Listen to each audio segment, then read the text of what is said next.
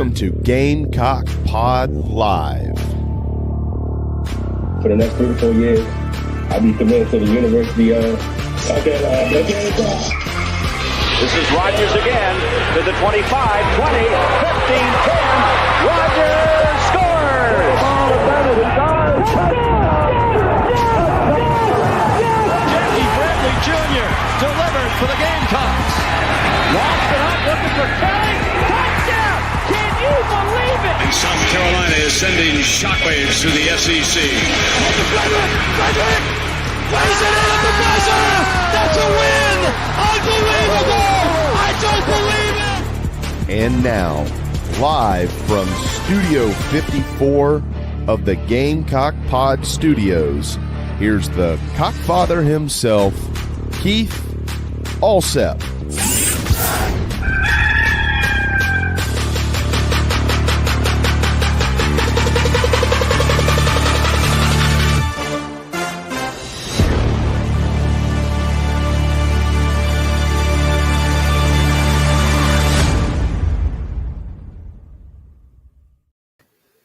All right, good morning, everybody, and welcome into Gamecock Pod Live for November 20th, episode number 1633. And we have a great show on deck for you today.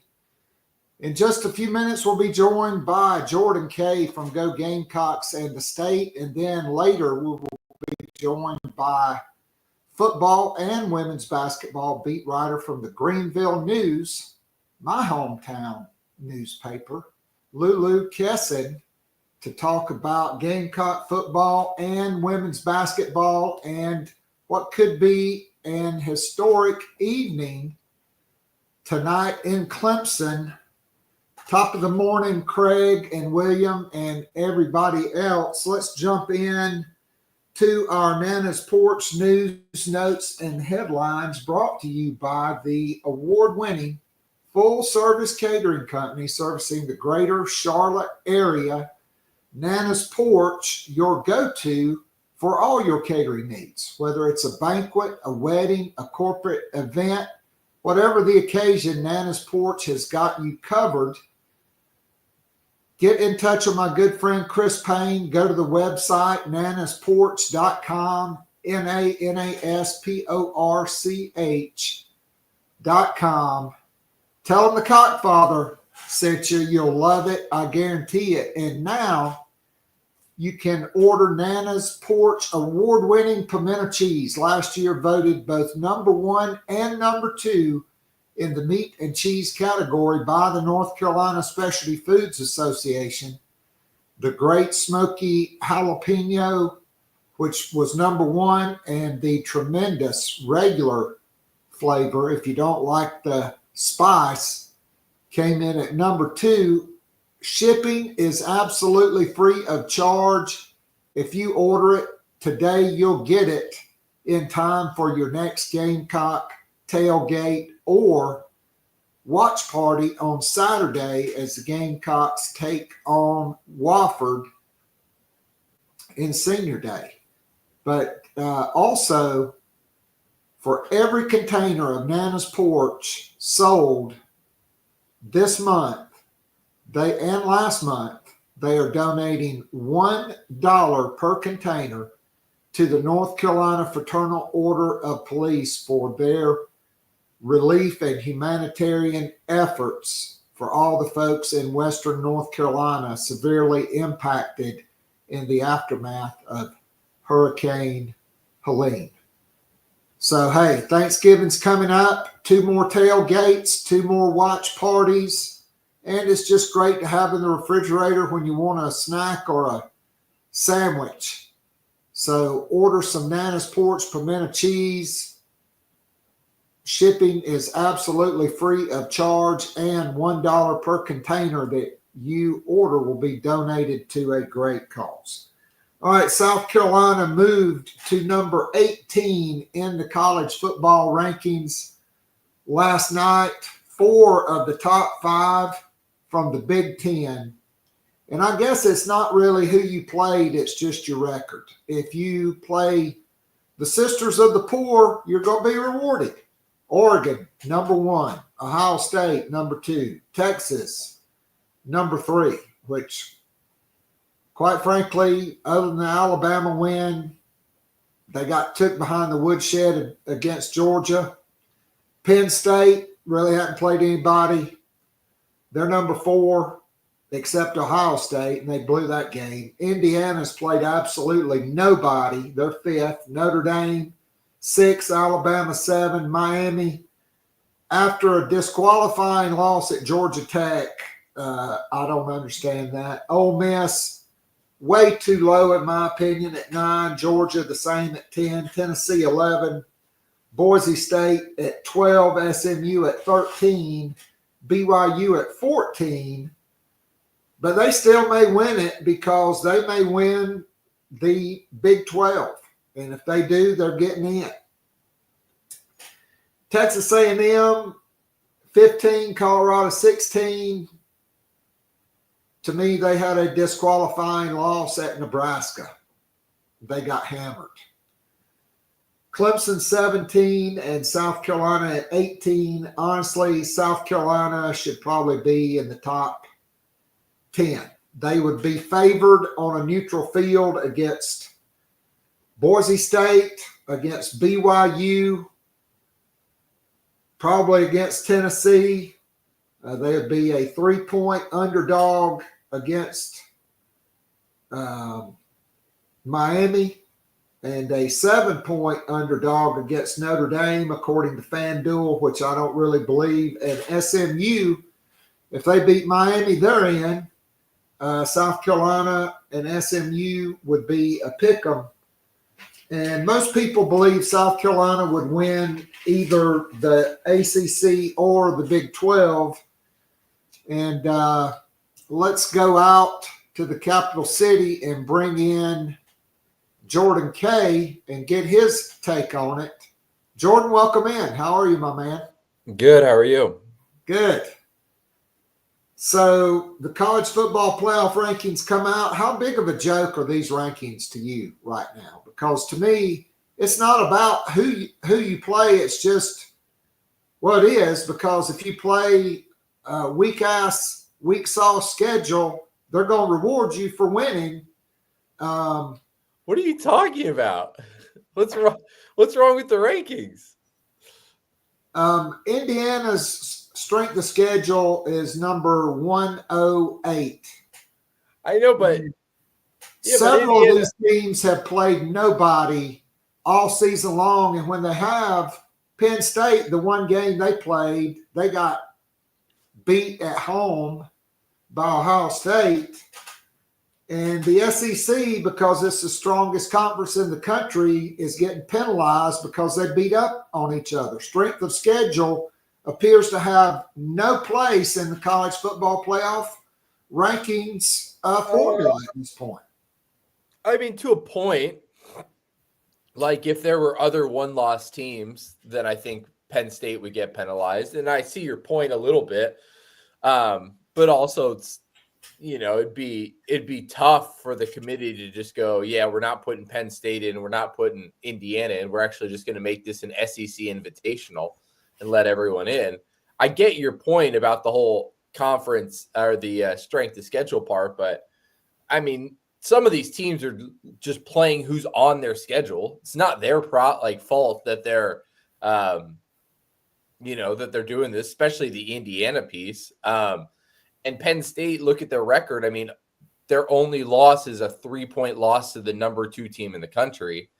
Like, if that was South Carolina fans would be saying, oh my gosh, like, you can't leave us out. Like, we ran through everyone else except for the number 2 team in the country who lost by 3 points or whatever it was. So, I mean, it sucks. I totally get your point that the Big Ten doesn't have as many good teams in it. And with these mega conferences, you can end up playing an entire season's worth of games and only face one good team. Like, that sucks. I totally agree. But I also I think it would set a really bad precedent if the rankings were like, yeah, Penn State's 14th. They're 14th because they lost like one game. That would be crazy. I mean, there was outrage over the Florida State thing, and I think that was different because, there was injuries. Florida State looked like crap towards the end of the year. And the Indiana point, Indiana hasn't played, I don't know if they've played one game that's been decided by 10 points. I get that their schedule does suck, and this Ohio State game is going to tell us a lot, but it's not like they're squeaking these games out. So there is that part. I see your point a little bit, but also it's what's the alternative? Do you want these one-loss teams or Indiana to be 14th? That would be crazy. All right, so Boise State, who at this point would be a 4 seed in the bracket, they're ranked 12th. And either BYU or Colorado, who are currently ranked 14th and 16th, one of them is going to win the Big 12. Not true. Not true. Arizona State this week plays BYU. No, that's your alma mater. I had to throw that in. We'll throw them in. They're 21st. I know. And there's a chance. If they win their conference, to me, they should not get just because you win your conference. If it's a weak sauce conference and you don't finish in the top 5 or 6 or 8, sure. To me, you should not get a bye in the college football playoffs. But they wouldn't get a bye. If ASU at number 16 was in there, they wouldn't get a bye. So then Boise State is still getting a bye at number 12. Sure. And I agree. If you want to make the argument that's bad, I can understand that. I'm going to tell you what's getting ready to happen is the Big 12 and this Mountain West / Pac-12, whatever they are, they're getting ready to be left behind because if the right number of SEC teams and Big 10 teams don't make it, the SEC and the Big 10 are going to impose their will, and they are going to start deciding we'll either have our own playoff or in 2026, everything goes to them to decide how many automatic bids each league gets. Probably by then we'll be at 16, which I think is better. Yeah, I think that's probably where it's all going, to be honest. And I'm waiting for the day when the Big Ten looks at itself and says, why do we have 18 teams? Why are we letting, Illinois and Rutgers and Maryland and who else? Northwestern. What are they bringing to our conference? I think that's probably where it's all going. Illinois was ranked for the majority of the year this year. Illinois. That's true. I'm just saying as a thing. And but yeah, because you have these teams like Penn State who are how do you get through, or Indiana? You get through. We're in November and you've played either 1 or 0 good teams. That's crazy. And that's the one part of these big conferences that everyone, including myself, didn't take into account, that 2 teams in the same conference could have completely different schedules and are very hard to judge against each other. But to me, that's why strength of schedule, sure, and your opponent's record and ranking should matter.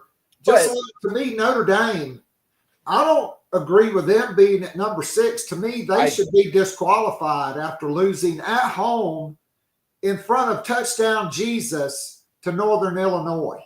And plus, who have they beaten? A&M. First game of the year. I know. I'm just saying. I'm playing your devil's advocate a little bit. I like it. They played a couple good teams. No, I get where you're coming from. I don't think they should be ranked there. I thought they would be 9th or 10th, especially with that loss. And if you're a South Carolina fan, you're praying that Army somehow beats them this week or Southern Cal gets them next week, because if Notre Dame gets another loss, they're out of there. They're screwed. So, yeah, that's I see where you're coming from on that one. But with the strength of schedule thing, I mean, Buffalo. I don't know. Do you want beat Northern Illinois? Yeah, I know. That's fair. It's not like Northern Illinois is a G5 juggernaut. But you're pounding on the fact that the A&M loss was the first week of the season. That was like the third week of the season. I mean, they have gotten better since then. They do have one. They do have one good win, but they have one terrible loss. Yeah, horrendous loss. Yeah, just like South Carolina men's basketball. Okay, getting beat by Indiana versus losing at home to North Florida. That is a horrible loss. Now you play a lot more than 12 games, so you get a chance to overcome that. Yeah. But if the season ended if the playoff began this weekend, BYU and Ohio State would match up in the first round at the 5-12. And here would be the top 4 seeds: Oregon, Texas, Miami, and Boise State. To me, that is ludicrous that they would get a first round bye. I mean, ridiculous. But at any rate, they're playing the system. Alabama, Notre Dame is an 8-9. Penn State and Georgia, who's 11th after beating Tennessee and spanking Texas on their home field. I mean, what are their 2 losses? Alabama, close, and at Ole Miss. Both playoff teams. Indiana and Ole Miss in the 7-10 game. And I think the SEC would go 3-0 in the first round of those games. Probably, yeah. And there probably wouldn't even be a close game. But it doesn't mean anything because only the final one matters, just like people bitching about South Carolina being ranked behind Clemson. Yeah, Their best win of the season was Saturday, a come-from-behind win against Pitt with their third-string quarterback.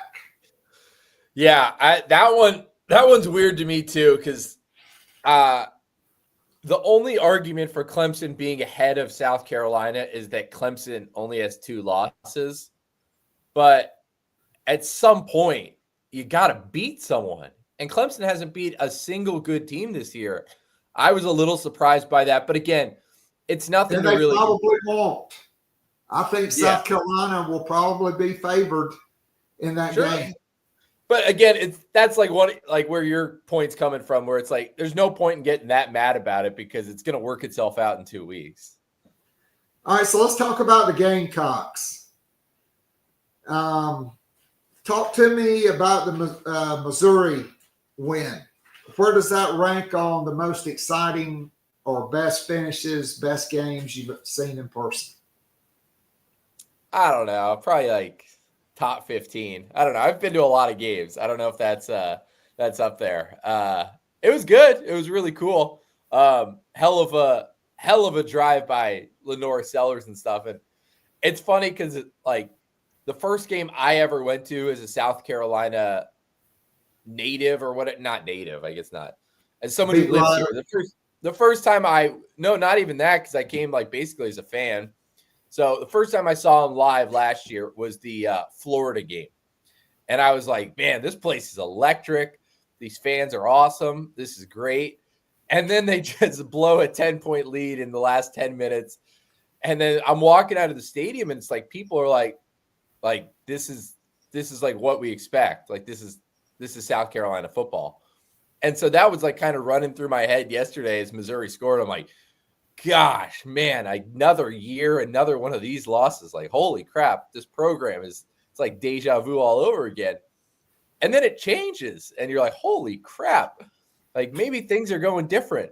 And so that was kind of my takeaway is like, I think probably 100 years of history would have told you that South Carolina would have lost that game.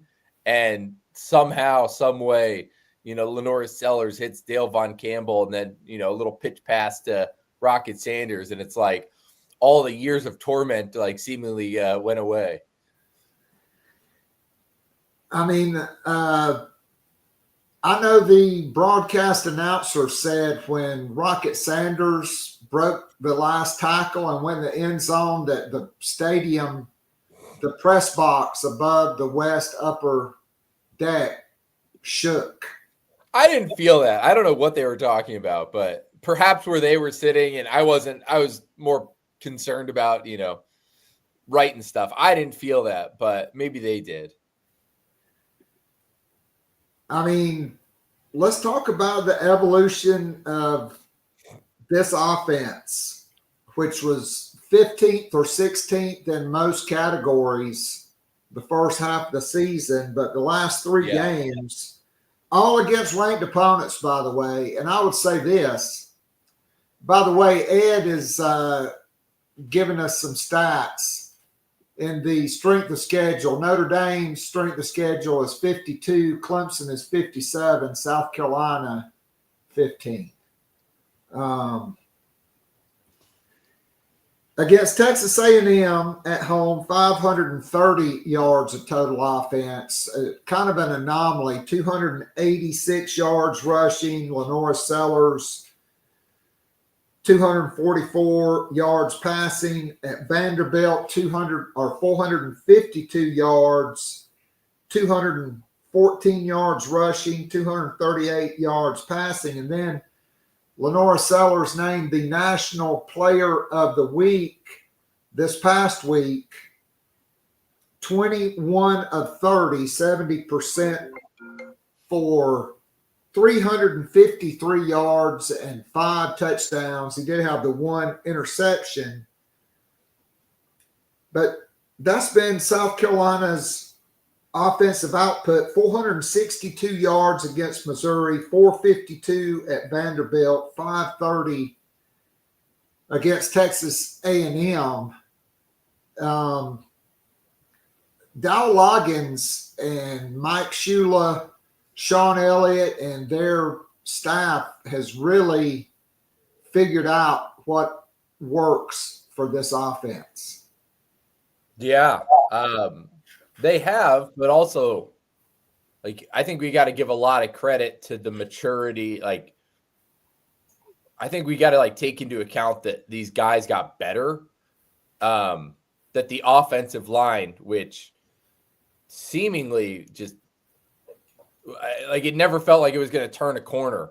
And then right around November, it's like they all began to gel. And I mean, I'll admit that I don't think they've been perfect or even great in some of these games. I think it's more Sellers getting out of sacks.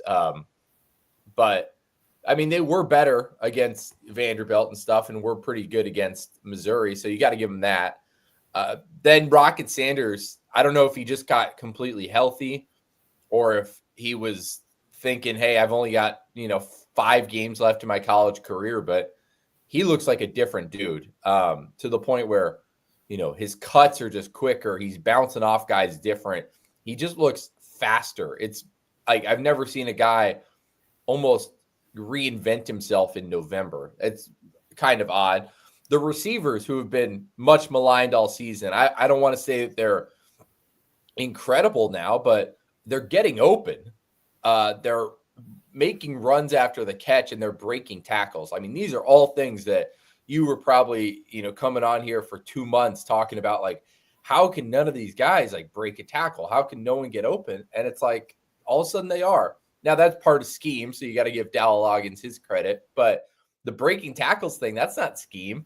That's, Josh Simon, stiff arming a guy and getting an extra 10, 15 yards. It's not coaching. That's a guy just, I don't know, figuring it out, putting himself in a good position, making the effort. And then Sellers just, I don't know if it just took him playing 6, 7, 8 games to figure out the speed of college football and figure out exactly what his role was in this offense and what his identity was as a quarterback. Am I a runner? Am I a passer? I mean, there were a lot of times this year where he would get out of a sack, but he would like keep his eyes like completely downfield and almost was dead set on like, I'm going to throw this ball. And then he would get sacked again, or he'd barely run, or it'd be incomplete. And now it's like, I'm going to get out of the sack. I'm going to keep my eyes up for a little bit, but I'm also going to keep moving, and I'll just run for it if I don't have anything in 2 seconds. And he has turned into, I mean, one of the best quarterbacks in the SEC this month.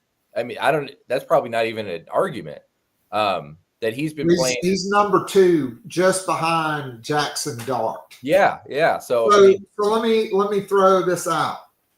Lenore Sellers' last 5 games in the Southeastern Conference: 87 for 132 for 66%, 12 touchdowns, and just 2 interceptions. And one of those was on the Hail Mary on the last play of the game at Alabama.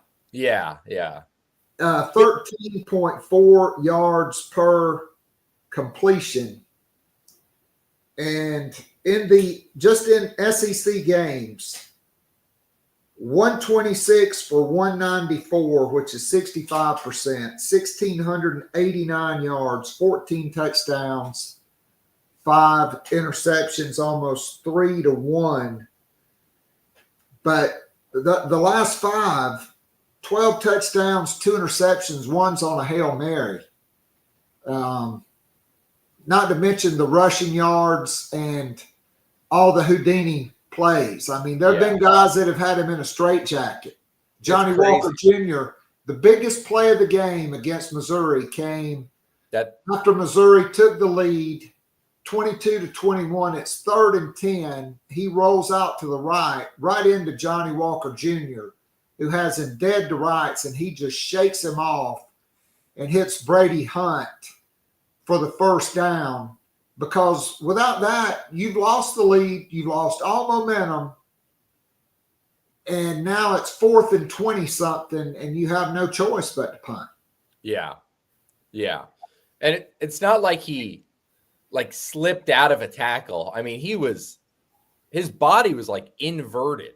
I don't know how he was like able to keep his balance. And then you ask him about it after, and he's like, you know, he just didn't have good leverage. That's right. That's exactly right. I was like, it looked like he had pretty good leverage, you know, when he was throwing you to the ground. Like, I don't know how Sellers popped up from that, but you're right. I mean, that was the play of the game. And like in my mind, when I was going back, I totally like forgot, like some reason I thought that was like the last drive of the game. I mean, there was a lot that happened in the last couple of minutes. But you're right. Like, at that point, it's 4th and 20, whatever. All that Missouri would have had to do is probably get a couple first downs, and they could have, ran the clock out. So, I mean, you're right. That was, to me, the play of the game. And honestly, I think Saturday's win is South Carolina's best win of the season. And I say that because obviously the starting center was out, but the return of Brady Cook, who is a witch. I mean, let's just face it. The guy, especially against South Carolina, he has been awesome. But I think 18-2 when Brady Cook is the starting quarterback in the last 20 games coming into that South Carolina game. Wow. And since 2022, Missouri had been 9-0 in one-score games. And look, I know a lot of people thought, you know, it was probably over. I thought, hey, South Carolina's got all 3 timeouts. Dowell has been really good with the zone beaters. And get in field goal range or see what happens. But after the big play to Delvon Campbell, I thought for sure they had a great shot to win. And I also thought, hey, see if you can bust a run. And basically the last 2 plays were run plays. Lenoris busted one for 6. They called the timeout, and then they set up the shuffle pass beautifully, and Rocket Sanders was the bowling ball, and the Missouri defenders were the pins because he just knocked them all over. Yeah. the end zone. Yeah, and I mean, let's give credit to Shane Beamer too for having all of the timeouts in his pocket with a minute left in the game. I mean, I feel like there's so many times this season where he's got to burn one for something dumb, like there's a delay game or too many guys on the field or something where he's got to burn a timeout. But man, they needed all their timeouts there, because if you don't have them, I mean, you're not running 2 run plays. You might not even be running 1, and then it brings into the equation interception or whatever. So yeah, give credit Shane Beamer keeping his timeouts, but I'm with you. I like the play calling. And I mean, at that point, like, did they have like 30 seconds left? 27 seconds. When you have those timeouts, I mean, that's an eternity. So, I mean, they were playing it really smart of, hey, we don't need to press. We don't need to rush this. We have time to run, 3 or 4 plays because we have these timeouts. No doubt. I mean, that was excellent clock management, as was the end of the first half. Yeah. Beamer uses his timeouts, 2 of them, to get Missouri off the field. And South Carolina hits 2 1-minute situations. They go 75 yards 77 yards. The tunnel screen to Jared Brown for the 38-yard touchdown, and then 47 seconds, 70 yards for the winner. So when we came on to start the season, the over-under at Vegas was 5.5 for this team. They're going to have 8 wins in all likelihood going into Clemson with a chance of 9 wins. When you fill out your ballot for SEC Coach of the Year, where does Shane Beamer fall on that list? I was just thinking about that. I mean, he's for sure within the top 3. I'm trying to think. Like, it's probably between Shane Beamer, Clark Lee at Vanderbilt, and maybe it is just those 2. Maybe it's those 2. And if Shane Beamer beats Clemson and has 9 regular season wins after losing his top wide receiver and top quarterback, I mean, I know Vanderbilt hasn't been bowl eligible for a while, but man, it'd be tough to not look at what he did with this roster and think that he's been the best coach in the SEC this season. All right, so yesterday at the press conference, Jack Veltri from Gamecock Central, friend of the program, asked Shane Beamer about managing the seniors and the guys that you want to stay. And, of course, he talked about the guy that chose to leave, which you wrote about. Yeah. I saw your post on Twitter, Shane Beamer throwing some shade on Juice Wells. So I went back. Juice Wells, in his full season at South Carolina, not the redshirt season, 68 receptions for 928 yards and 6 touchdowns. And that was basically including a month where Marcus Satterfield never threw him a pass more than 2 yards past the line of scrimmage. Yeah. And so he leaves and goes to Ole Miss. And granted, they have 2 games left. 26 receptions, 496 yards, and 5 touchdowns. Only 1 in SEC play, and that's basically because Trey Harris has missed 3 games. His stats have gone up. He didn't think it was looking good. He didn't think South Carolina had a quarterback.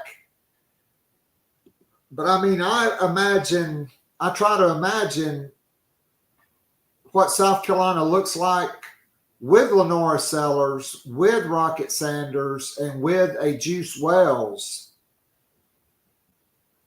I think they have at least one more win. I mean, look,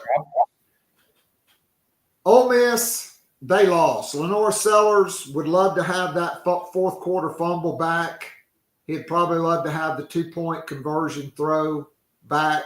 Maybe even love to have the Hail Mary back and hits the short guy and you try to kick a field goal. Sure. But let's face, I mean, he misses the second half of the LSU game, which I don't think anybody factors in. Plus the fact that the SEC officials kind of stepped on the scales with both feet in that game. Yeah. A lot of pundits are even saying South Carolina, that game should be counted as a win. Now, LSU, the SEC officials, they backed the wrong horse. LSU should be a 500 ball club right now. Yeah. And there's a lot of really pissed off people. But, man, I think he would have eclipsed 68 receptions. And if he didn't, so everybody else would be wide freaking open because everybody would be double or triple teaming him. Yeah. And he certainly would have more than 26 catches, 10 games into the season. Yeah. Yeah, I mean, I guess you could say that, if Ole Miss wins out, he'll be going to the playoff. But heck, if he was at South Carolina, one of those games probably gets flipped and they're also going to the playoff. So, yeah, I'm sure the revisionist history would be pretty interesting if you gave Juice Wells truth serum, what he would be thinking. So, it is interesting. No doubt. So, hey, what are you asking Dow Loggins and Clayton White today at the press conference? I don't know. I got an hour and a half to think about it. What would you ask them? I would just ask him about the evolution of the offense, particularly the last 3 weeks after that second open date. Yeah. How different it is. Mm-hmm. I'd ask about Delvon Campbell. Yeah. In particular, a guy who's 6'4", 220, who runs like a scalded dog, right? Yeah. Nobody had him on the bingo card for making two of the most impactful plays of that game. But also, Michael Smith catching a touchdown pass, the tunnel screen to Jared Brown. He looked like he was shot out of a cannon after the second step on that. Maybe just also the evolution of the wide receiver room and Nick Harbor, who got a game ball and had big plays. Yeah. So that'd probably be it. Also, maybe Craig, what Sean Elliott's input and his maybe stamp on this offense has been. Because they have kind of changed up some of the run schemes. Yeah. I'd be interested to see. And look, the offensive line, and no doubt Lenoris has been Houdini, but only one sack the last 3 games. And we've seen him bust out of sacks and make game-changing plays. I mean, you think about the Vanderbilt game to start the third quarter, it's getting ready to be 7-0, and it's going to be 2nd and 32, and he gets sacked at the 3-yard line, and you're going to be punting out of the end zone. Yeah. Instead, he hits Jared. He gets out and hits Jared Brown, and then Rocket goes 33 yards, and it's 14-0. Yeah. And then, like we talked about that play.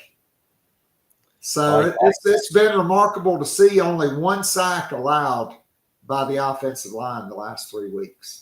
Yeah, the one that's weird though is like the PFF grades, like the offensive, technically by their grading system, the pass blocking was the worst it had been all season in that A&M game, and the run blocking was the worst it had been that season in the A&M game. So it's like it wasn't even that the offensive line was playing better. Granted they were better against Vanderbilt and Missouri. I do like the Sean Elliott question though. That's good because I think a lot of people forget he's the run game coordinator. So all these run schemes and stuff are perhaps his brainchild. Good question. All right. Well, hey, I know you got to go. So great stuff as always. Appreciate you, sir. Thank you. Yep. Look forward to catching up with you down the road. All right. That was Jordan Kaye from Go Gamecocks and the state. Great stuff from him. And so while we're waiting on Lulu to join us, I had a couple of notes. Saturday is senior day. It is also the Salute the Troops game. Shane Beamer is asked, and the senior day ceremony will get underway at 3:30. And he's asking for everybody to be in the stadium to honor the seniors. And if you look back, let's look at all the guys that stayed. Obviously, there are some guys that are one-year guys that were impactful. But if you go back to the 2020 class and look at the guys that are left and the guys that stayed, right? Like Birch and Lloyd, they eventually departed after 22, but they stayed for a while. Luke Doty, Alex Huntley, O'Donnell Fortune, Tonka Hemingway, Vershawn Lee. All those guys have stayed. Gilbert Edmond came back. Kai Kroger, Mitch Jeter stayed for 3 years. He just left and went to Notre Dame. And Hunter Rogers, who is probably going to be an All-American long snapper. Jalen Brooks, he stayed. He wound up in the NFL. And then you look at this year at some of the guys that transferred in, okay. Dale Von Campbell had the huge plays. Kamar Bell, Davis Bevel, Torricelli Simpkins, who could be an all SEC or even All-American type player. Gage Larvadan, Demetrius Knight, who's the second leading tackler on the team, Kyle Kennard, who's certainly going to be an All-American, and he's only 2.5 sacks away from tying Clowney and 3 sacks away from breaking Jadeveon Clowney's record.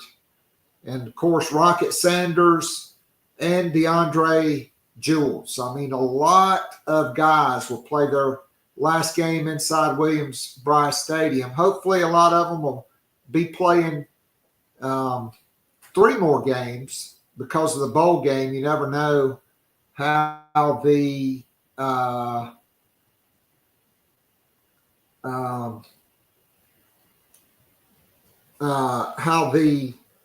opt-outs will go. But South Carolina, I think if they went out, they are probably going to Orlando. If they split, they're probably going to Tampa.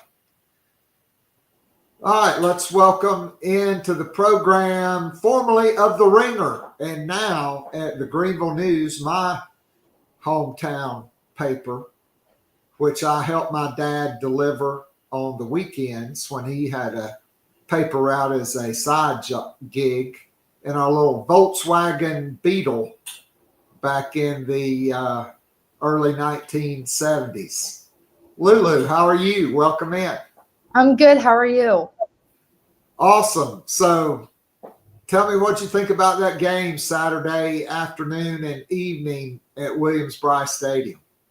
I thought it was one of the most important games South Carolina's played this season. I think they finally proved that they can win a close conference game. Obviously, the wins against A&M and Vanderbilt were huge in terms of defeating ranked opponents, but there was just something so different about the Missouri game and them successfully working through the ups and downs of the game. I think it was a good test to prove that not every game is going to be a walk in the park like A&M sort of was in the second half, where they just completely shut them out. And it was nice to see South Carolina bounce back from the late touchdown and have a clean drive at the end of the game, which is something that they've struggled with previously. So I thought the environment was absolutely electric. I mean, the press box was basically shaking when Rocket scored, but it was just very, nice to see, and obviously selfishly a lot easier to write about the fact that they've learned from their mistakes from, games like Alabama, LSU, and things like that. No doubt. So Jordan, who was just with us on the show, said he didn't feel the press box shaking. I mentioned that the broadcast team, Tom Hart and Jordan Rogers, mentioned it was shaking. I think Cole Kublik had a great feel for it down on the sideline. There had to be some decibel records from people that I talked to that had been going to games for 30 years or longer. That moment may be the loudest moment since since Eric Kimry hit the fade against Mississippi State after Phil Petty got injured in 2001. To win that game, that was huge. So let's talk about Lenore Sellers, National Player of the Week by the Walter Camp and the Maxwell Foundation, 21 of 30, 353 yards, 5 touchdowns. And not only that, but the 5 different receivers. And who had Michael Smith getting a touchdown, Jared Brown getting a touchdown, who had Dale Von Campbell, who may have had the 2 most important catches of that game outside Brady Hunt. We did mention probably the play of the game. Missouri's up 22-21 with about 7 minutes to go. South Carolina has it 3rd and 10, and Lenore Sellers should have been sacked by Johnny Walker Jr., and he just threw him off. He said in the post game, well, he didn't have good leverage. Well, dude, your body was inverted and he had you by the shoulders. And Lenore Sellers just threw him off and hit Brady Hunt for that huge conversion. Lulu, it may have been game over at 4th and 22 with 7+ minutes to go. I mean, you never know, but still, what'd you think when they made that play? To me, that was potential. I mean, it turned out to be the most important play of the game. Yeah, I agree that it was by far the most important. And I also agree that Campbell's 2 catches were some of the most important in the game as well. I think it makes sense that Lenoris is able to connect with kind of this random group of receivers just because, in the sense, he's a quarterback that's learning the systems and learning his players game by game, just like by way of his youth and his experience. So I honestly I think a lot of times people probably think like, oh, a veteran quarterback can throw to anyone. But I honestly think that a young quarterback understands what it means to kind of learn things on the go. And he's able to see people's natural athleticism and cater to what they bring. But Lenoris in general, I mean, the play that he just escaped from getting sacked when he was basically halfway to the ground is just still crazy. I've watched it like 7 times and I still don't know how that happened. But I mean, like, I wrote a feature on Lenoris in August, and I talked to his parents and his high school coach, and so much of what he was so good at was kind of keeping the play alive. And he was always the strongest in high school. He was always the most talented in high school. So it was probably a lot easier. And then it took a little bit when he got to the college level where he wasn't always going to be the strongest one on the field like he was in high school, that allowed him to dominate basically any defender that came his way. And so I think that play was also a lot more representative of Sellers' growth in terms of keeping his eyes downfield, because when you think about, the first 2 games, even a little bit in LSU in the first half, like he really struggled with knowing when when to kill the play, but also when he was kind of getting pressured and he was scrambling, he had a hard time just looking at the options that he still had. And so I think that was incredibly impressive that he not only didn't get sacked, but he didn't just end up throwing the ball out of bounds because he ran out of options. But I think Shane Beamer literally said once that he like squats more than anyone on the team. So I'm not surprised that he has the legs that allow him to basically hold this foundation, and then obviously the upper body strength to just go up against anyone who's quite literally like halfway pulling him to the ground. All right, so I know you asked Shane Beamer about Lenoris, and you mentioned your feature, and you said the most interesting thing his dad said was he eats lemons whole. So does he peel the lemons before he eats them, or does he just how does he do that?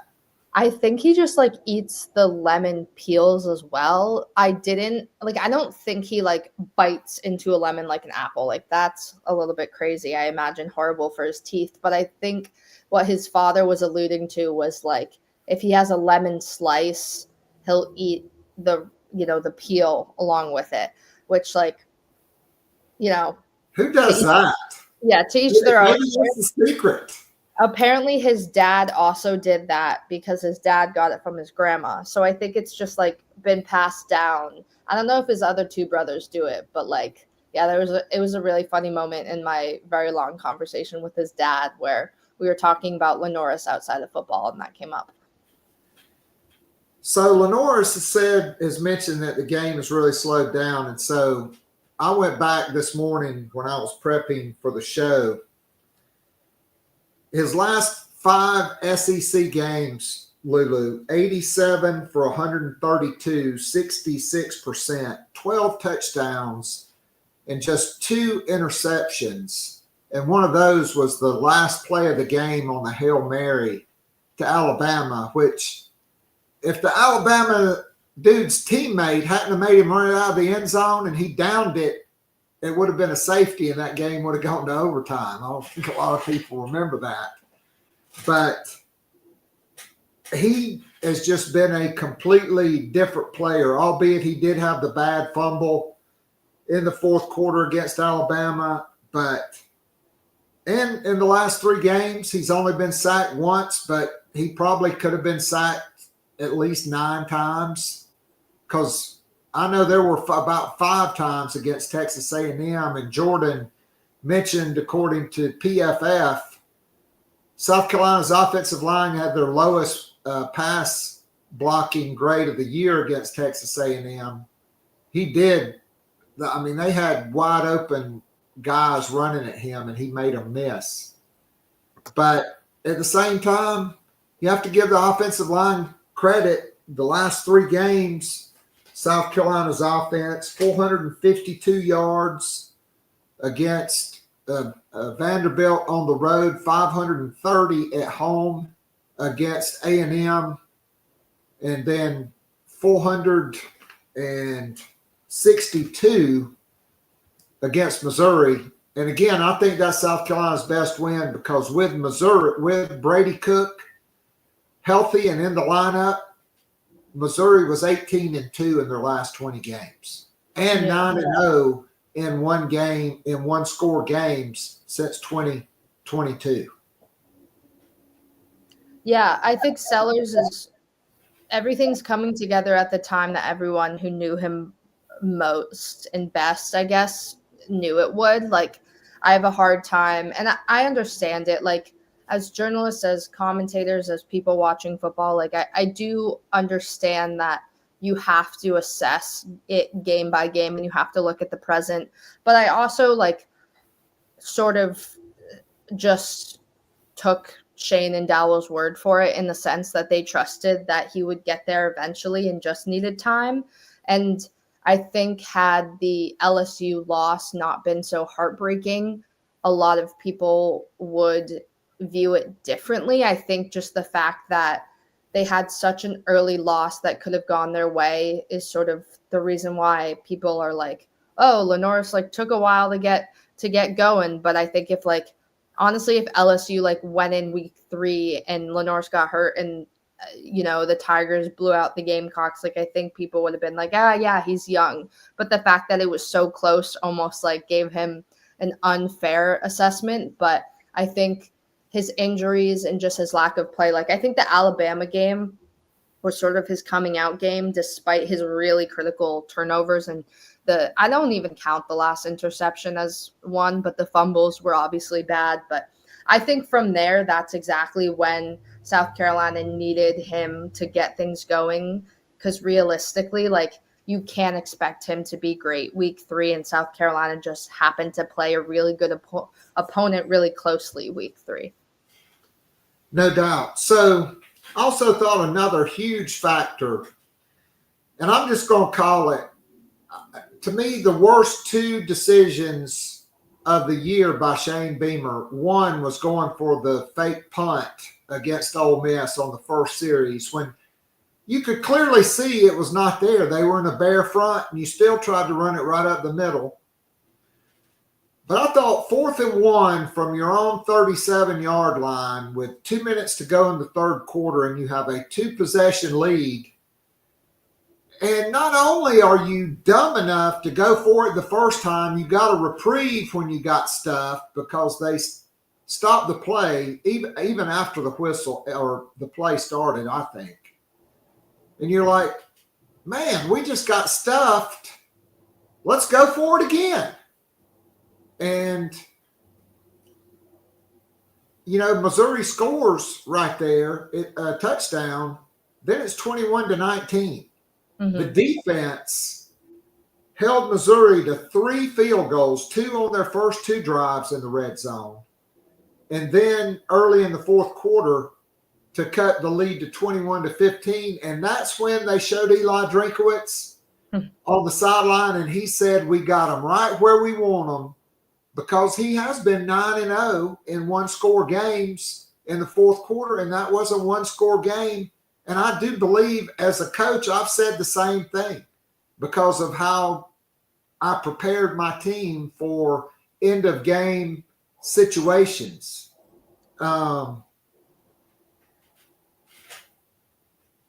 But, I mean, Di Loggins and Lenora Sellers, they had it figured out. And those 2 plays to Dale Von Campbell, I thought were huge. But also having 3 timeouts and being in the red zone and being able to run the ball, which basically the last 2 plays were run plays. Lenoris kept it on the quarterback counter, and the shuffle pass, it's a glorified run play. Yeah. I thought just beautiful play calling, and then Rocket Sanders just would not be denied. He didn't have his 3rd straight 100-yard game, but he did have, that touchdown, which hopefully won't be his biggest of the year. I'm hoping he has 2 or 3 or 4 next weekend at Clemson Memorial Stadium, but he's had 3 huge games as well these last 3 weeks. He had back-to-back 100-yard rushing games for a first time in his college career, and then he had the game-winning touchdown against Missouri.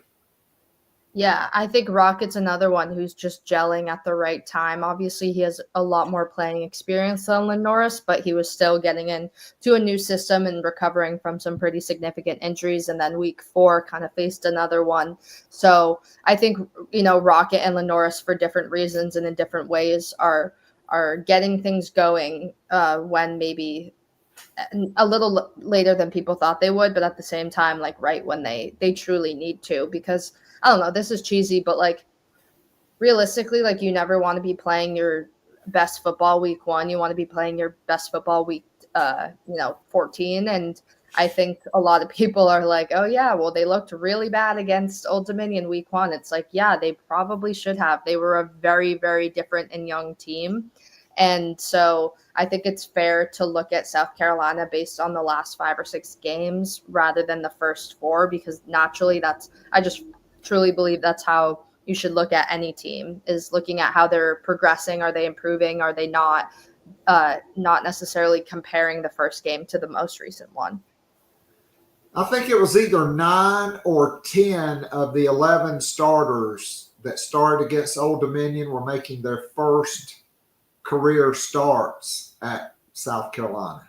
Yeah, that sounds about right number-wise to me. I think so. I mean, like, you can't, especially like half of the offense was new, whether that's transfer or young or freshman. Everybody was playing in Williams-Brice Stadium for the first time. No doubt. All right, so maybe I'm getting ready to get a little cheesy here. We'll swap cheese. At what point do we start saying Lenora Sellers kind of looks like a 6'3", 242-pound version of Johnny Manziel? Because that dude was a witch. He was magic, escaping sacks and making throws and making plays when he was you think the play is over. And there's been a bunch of those in particular these last 3 weeks for Lenore's. Yeah, I definitely see where you're going there. I've heard and I've thought of a lot of, like, he has shades of Josh Allen to me a little bit. I think, like, the most exciting thing, like, how I kind of compare these, like, breakout seasons in quarterbacks in the SEC. Like, you have someone like Diego Pavia, who has played other places, came into the SEC, but he's at the tail end of his career. I think what's allowing these conversations about Lenore's to be had is that he's doing this all at 19 years old.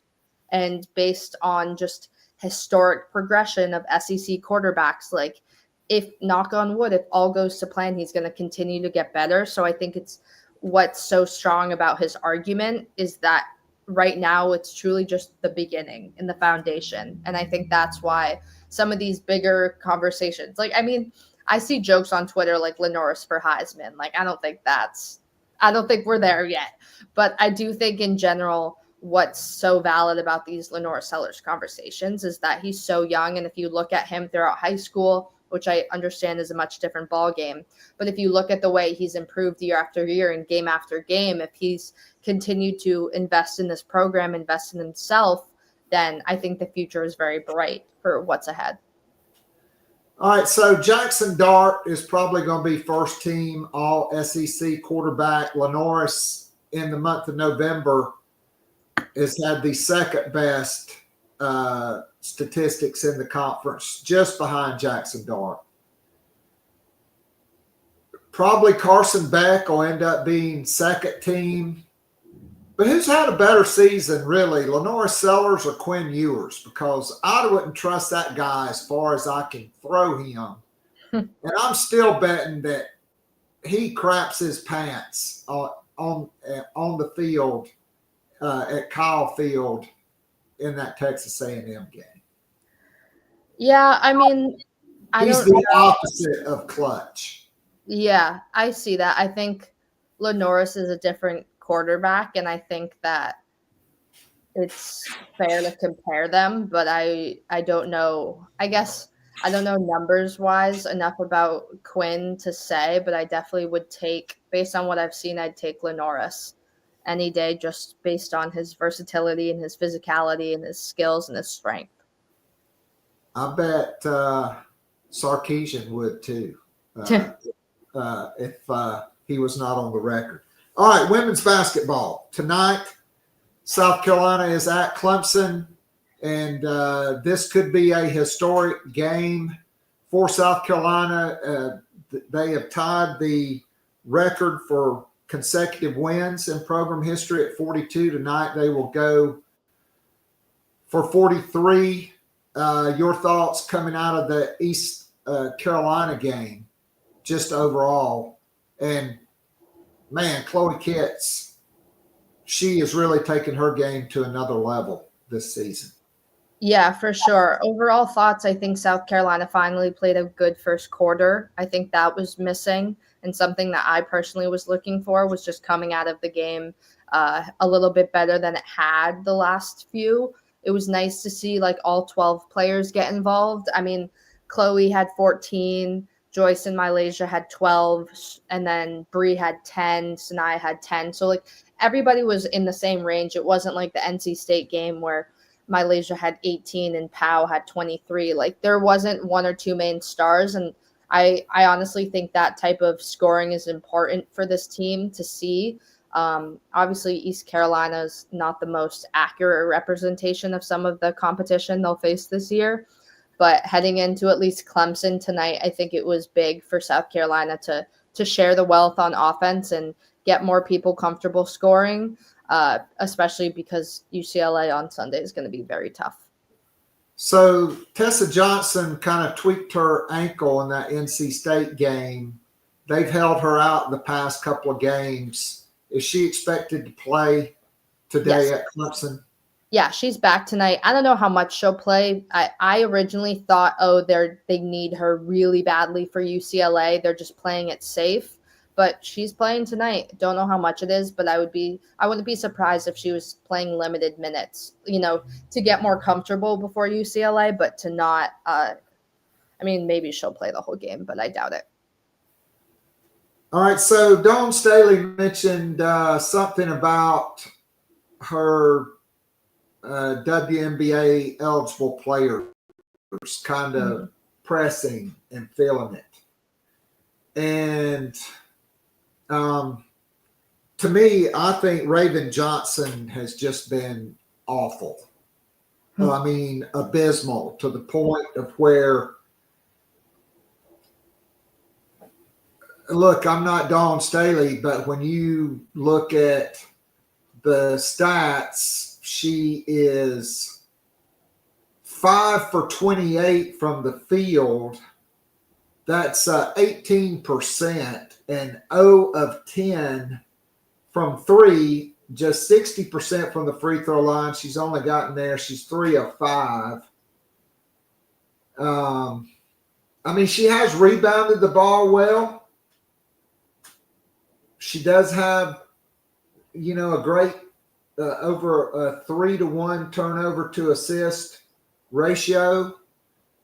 But offensively, Raven Johnson is just cratered.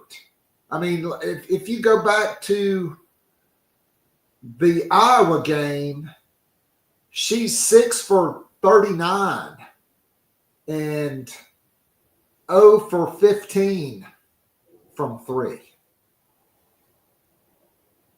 I mean, what's Dawn Staley saying about her? Because honestly, unless she comes around, she's really a detriment against a really good team right now. Because she's not even playing that great a defense, in my opinion. She's getting blown by way too much. Yeah, she's definitely having a very bad start to the season. I don't think Dawn's ever going to take her out of the lineup. That's just not who Dawn Staley is, and I don't see a future where she doesn't Raven. And if you look at a lot of the subs and the minutes, it's clear that Dawn wants either Pow or Raven on the floor, basically with anyone. And, the thing about Raven, which kind of, when Dawn was talking about the WNBA, I honestly don't think she was alluding to Raven. I think she was talking about Bree Hall and Pow. Like, I don't think that Raven is necessarily the one that Dawn was hinting at. However, a lot of what Raven is going through right now to me seems very mental because, she's missing layups. It'd be one thing, we all know the whole story about her behind the three-point line and Caitlin Clark not guarding her. And, I get that her three-point shot is something that's just been in the works. It's, constantly developing. The 5 for 28 from the field, and a lot of those are easy layups that are just rimming out. That to me screams something's going on. She's just not like she's struggling mentally off the court. I just mean it looks like some form of basketball yips, just something where she's just unable to get out of her own head because she's missing so many shots. I think the concern will really grow if she has a game where she has 10 or 12 points and breaks out of it and then goes back into it again. For me, I'm kind of just hoping for the team's sake that this is just something where she just needs one game to absolutely shake everything off. Like, I'm thinking of when Kemba Walker had a really bad game and he hit a foul shot and Tatum was like, see it go in, see it go in. Like, that's kind of how I feel like with Raven. She just quite literally hasn't seen anything go in, and she's trying. But I mean, like, at the same time, like, there's only so much you can do when like every other layup you take doesn't go in, and you don't have a 6'7", center to clean up your bad misses, which I think overall, Raven included, but team wide, Cardoso's presence last year disguised a lot of really poor shots or just poor shot selection, because, it's easy to forget about a kind of early 3 in the shot clock or a way off jumper when it's just easily put back for 2 points and people can move on to the next play. So I would include Sanaya Fagan in there. She did have 10 points against East Carolina. And so let me hold that thought. Going into the season, did you have Joyce Edwards as playing the 4th most minutes on the team in the first month of the season? Because right now, she's played the 4th most minutes on the team behind Pow Pow, Raven Johnson, and then Breezy Hall has 4 more minutes than her. Yeah, honestly, like I did, because Dawn said how limitless she is and how versatile she is. Like, I think she's exactly what South Carolina needed, was just a player that can kind of play at all positions and understand all positions when you're working through lineups. So I'm not surprised that she's playing as much as she is. In the kind of bigger games where maybe the mental toll of the opponent is more, don't know where Dawn will go with that, because she's obviously a true freshman who admits that she gets pretty nervous before games. I don't think it shows on the court, but like, I wouldn't be surprised if she doesn't have as many minutes against UCLA or TCU or Iowa State than she's having in these non-conference games, or these kind of just lesser opponent games. But at the same time, I think she's exactly what Dawn needed, which is just a player that she can put anywhere and make it work. In your opinion, how much longer until Ashlyn Watkins replaces Sanaya Fagan in the starting lineup? I mean, people that I've talked to who have been on the beat longer than I have kind of said that it takes a lot for Dawn to switch up lineups. I think that speaks more to like Breezy and Raven and Pow. I think that'll be a lot harder for her to like sub Tessa or Full Wiley in. Sanaya, I mean, I think Dawn's very transparent about what she needs from Sanaya, and it's still early. So I think that if Fagan isn't producing consistently the way Dawn needs her to by maybe the TCU game, Watkins may go in. But at the same time, like, Watkins is better on defense, but not necessarily better so far on offense. So it's sort of what Dawn wants the tone to be coming off, like, by starting. And Dawn subs so much that it's almost like, how much does starting really matter with someone like Fagan and Watkins, who Watkins could come off the bench and still play way more minutes. I mean, point taken, but Ashlyn Watkins was the 4th leading scorer on the team last year. Granted, she didn't have to start. I think part of it is she's still in the ramp-up phase, because she had not practiced with the team or anything until after the NC State game, right? Well, yeah. So I think as she ramps up, I think South Carolina, so let's move past Clemson. They're going to win that game. That's not a rivalry. The next 2 games are against top 10 opponents. Number 5, UCLA on Sunday at UCLA. And then I'm just wondering what the travel schedule is. Like, are they leaving tonight or first thing in the morning for Los Angeles? And then after the UCLA game, they play on Thanksgiving Day in Fort Myers, Florida. So they're going across country and back from South Carolina to Los Angeles to Fort Myers, Florida to take on number 8 Iowa State. What did you expect to learn about this team over these next 2 games? I expect them to lose. I expect them to lose on Sunday. Honestly, I just think that where UCLA is right now, whether or not they're the better team on paper, I just think that they're playing better than South Carolina is overall. And I think travel is going to play a huge role into it, exactly for the reasons you said. If I had to guess, South Carolina comes back from Clemson today and then flies Friday morning. Typically, we get media Friday morning right before like they get on the flight. So I don't have actual confirmation on that yet, but to go from, these pretty non-competitive games to flying cross country and facing a UCLA team, then flying back and facing a very good Iowa State team. Like, I don't think South Carolina is doomed if they lose 2 of the 3 next games after Clemson.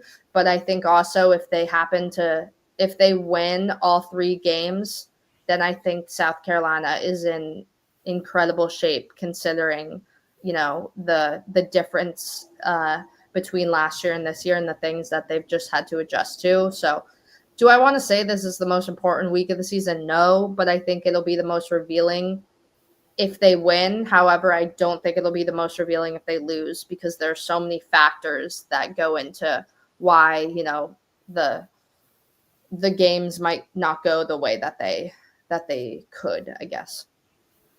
I mean, I'm definitely interested to see, honestly, UCLA may be more talented. Tamia Gardner, the transfer from Oregon State, Betts, but they don't throw it to Betts a lot. They shoot a lot of threes, and their guards are very selfish. Plus, I think they're kind of soft. And so, to me, I want to see how tough is South Carolina going to be on defense, because that has been the staple of Dawn Staley's program, has been defense and offensive rebounding. And I'm intrigued to see how that plays out in a big game, because are they just coasting because they know they can? They were really good against NC State in a neutral site game, not so much against Michigan because they weren't ranked. I think ranked teams get their attention. I also don't think it's good when you just decide to play, well, we're going to play really hard, and now we're not. Yeah, I think defense will be a huge factor in all these games coming up, and it'll be huge to see because, like you said, the guards are a huge factor in terms of UCLA, but also it's the first time that South Carolina's really faced someone with the height that Lauren Betts has. And I think that just regardless of how good she is, it's a presence they have to scout for without having their 6'7" center. I agree. I think Watkins could play a key role in that one. Lulu, thanks. I know you got to get to the press conference. Great stuff as always. Are you making the trip to LA? Oh, not to LA. It's too much with Wofford on Saturday, but I'll be heading up to Clemson. Not Fort Myers either, luckily, because it's just football. The last 2 football games are too important. Fine. So I'm staying put, but I'll be in Clemson tonight. All right. Well, there's not really much to see. That's where the men are men and the cows are scared at night. All right. Thanks for being with us. Thanks for having me. As always. All right. That was Lulu Kesin, who is awesome, from the Greenville News. Craig, I completely agree. I wanted to mention that, but I knew we were running on time for her. I think Ravens mechanics have reverted. I thought last year, her mechanics were better on the three. Now it looks like she's gone back to shooting it like Addison does right now with two hands instead of with the proper form on her shot. It's a knuckleball, and it just looks ugly. And you know what? She might start every game, but she's getting subbed out kind of early because really she's playing horrible. And maybe she'll turn it on. I don't know. I could easily make a case for putting Fulwiley in the starting lineup with Pow Pow at point guard. So we shall see. Gamecocks and Tigers. I think that's a 6 o'clock tip, 5 o'clock my time. Maybe it's 5 o'clock tip. Let's see. Gamecocks play at Clemson on ESPN2. That would be their 43rd consecutive win. And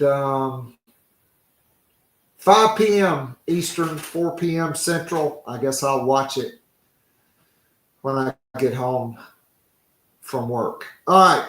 Great stuff today. Appreciate everybody being on. Let's go through the Nana's Porch chat box. I'm agreeing with you guys like Ed Williams or William Craig. Strength of schedule matters. And I'm not for these teams playing cupcakes and these conference champions not even being ranked in the top 10 and getting in the playoff. It should be the best teams. And strength of schedule, top 25 wins, top 10 wins, all that stuff should count. Quite frankly, Missouri with Brady Cook is probably a top 10 team. Like I said, 18-2 the last 20 games going in the South Carolina game with Brady Cook when he's in the start lineup. And in the first month of the season, they bounced around in the top 10 until he got knocked out of the Alabama game. I think before that, the Auburn game, they had to take him to the hospital, and dude comes back from the hospital and engineers a come from behind win. And I'm sorry, Boise State and BYU, you suck. You did not belong in the college football playoff. And if both of them get in and Notre Dame gets in, Greg Sankey and the Big Ten commissioner, I don't know that dude's name, and Indiana, quite frankly, if they get boat raced by Ohio State, to me, they don't belong because of their strength of schedule. Even though they're probably going to be 11-1 because they're going to play one of the worst Power 5 teams on the planet, Purdue, in their last game. I mean, you beat the worst teams in the league. And 3-6 Kansas beating BYU in Provo. Come on.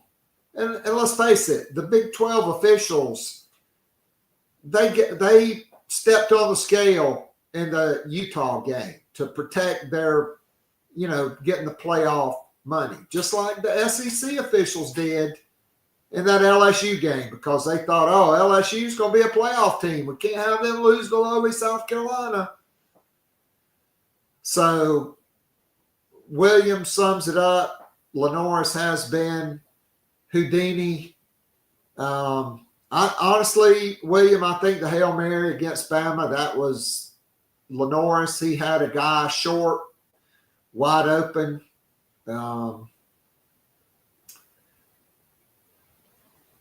Sellers does not miss a leg day. You got that right. That dude is powerful.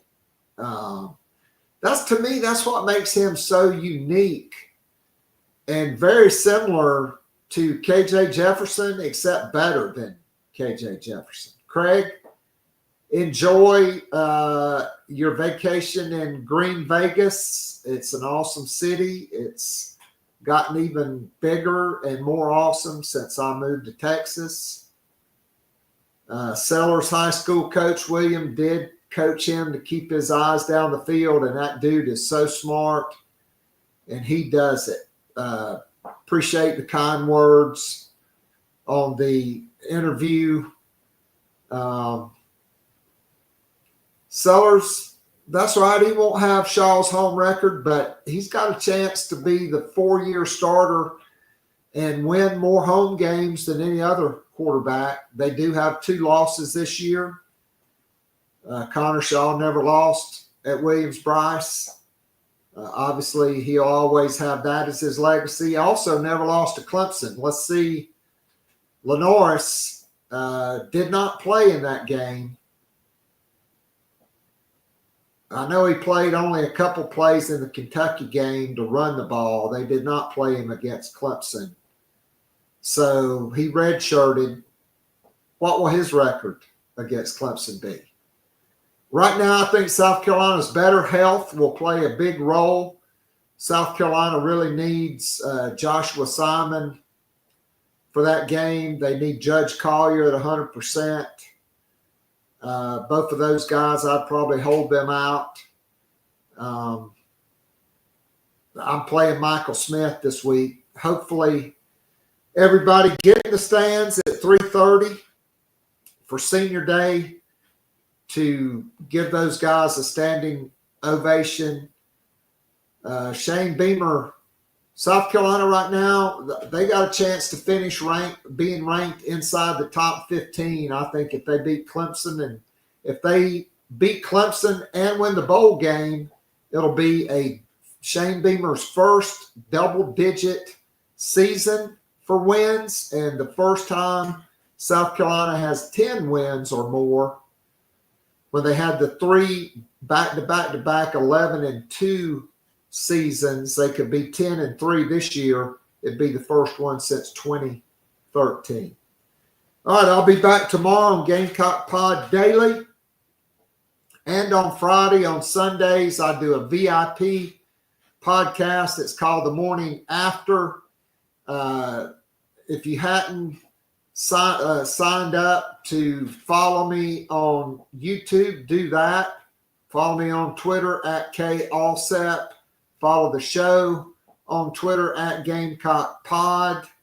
If you'd like this show every single day, Monday through Friday, join our growing Gamecock family. We're gaining members every week.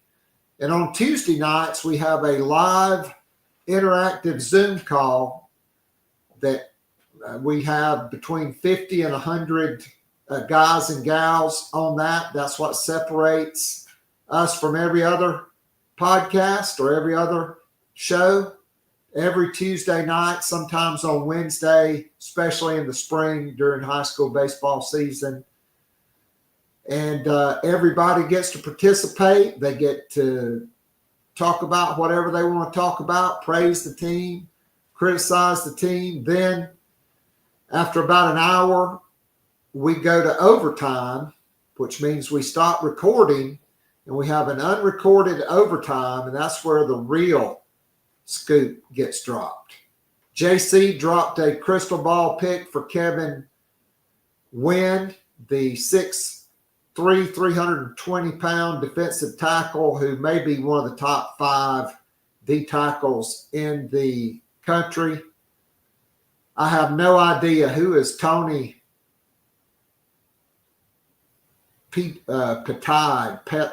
I don't know who that is, Craig. Who are you talking about? I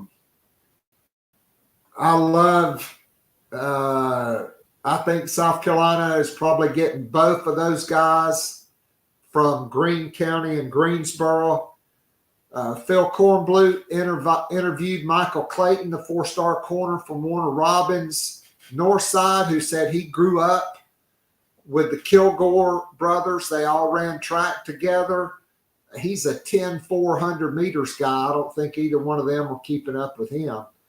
And he's 6'1", 180. He's been committed to Rutgers. I think he flips to South Carolina.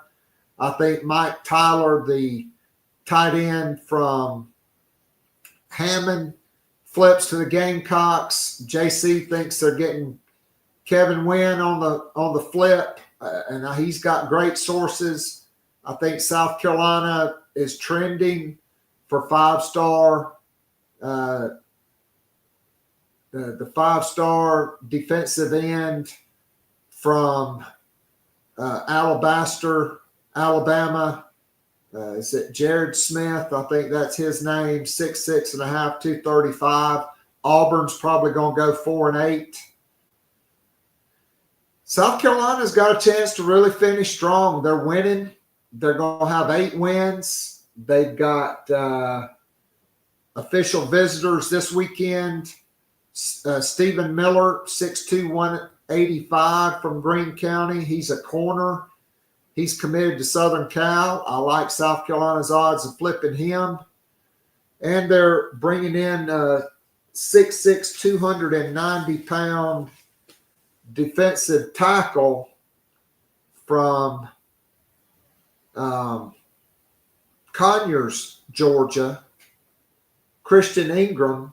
His brother played basketball at Georgia. He's visited Kentucky, Michigan, Georgia. He'll visit South Carolina, and then next weekend he'll be at Vanderbilt. I don't know if Georgia, if he's a take for them or not. Donovan Murph takes his official visit to Clemson this weekend. I think South Carolina's the prohibitive favorite, but we'll just have to wait and see. He's announcing on January 2nd on ESPN at the Under Armour All-America game. Does he sign in December and his school holds it until after his announcement, or is he a February signee? It could get interesting there. I'm interested to see if the Gamecocks get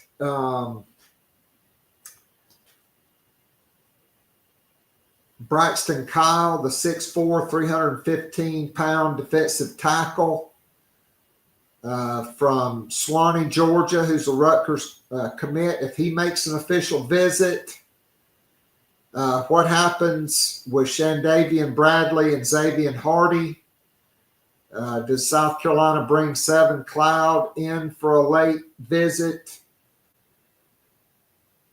A lot of guys on the board. Donovan Darden, by the way, the outside linebacker defensive end from Havelock, on 3 moved him into one of the top 125 players in the country and a 4-star guy. And I agree, his film, he's ridiculous. So we'll see what happens. Does Jared Smith want to be the dynamic duo with Dylan Stewart? Oh, and does South Carolina, do they flip? Because now they're going after A.J. Brand as a quarterback. I think that means somebody young is probably leaving. I'm speculating. We'll see. But they're probably losing somebody. Do they take him as a second quarterback in this class? A lot of dudes on the board for the Gamecocks as we head into flip season. Now, remember, National Signing Day is like less than, well, we're right in the middle of it. 2 weeks from today. It is, I think it's December 4th through the 6th. Maybe it's Monday the 2nd through the 4th. I can't remember. Usually it starts on a Wednesday. They may do it the first part of the week because of the championship game preparation. So we will see what happens. All right. Great show today. Appreciate everybody tuning in. Gamecocks, plenty of momentum. They're going to be banking 8 wins going into Clemson. The big key, get out of there healthy. So until next time, we'll be back next week. Same bat time, same bat channel. This is Keith Alsap for Oh, that's right. Big Ten commissioner. Thanks, Craig. That is right. Tony Pettide is the commissioner of the Big Ten. Appreciate that. I'll be back next week. Go Gamecocks and God bless. I'm out of here.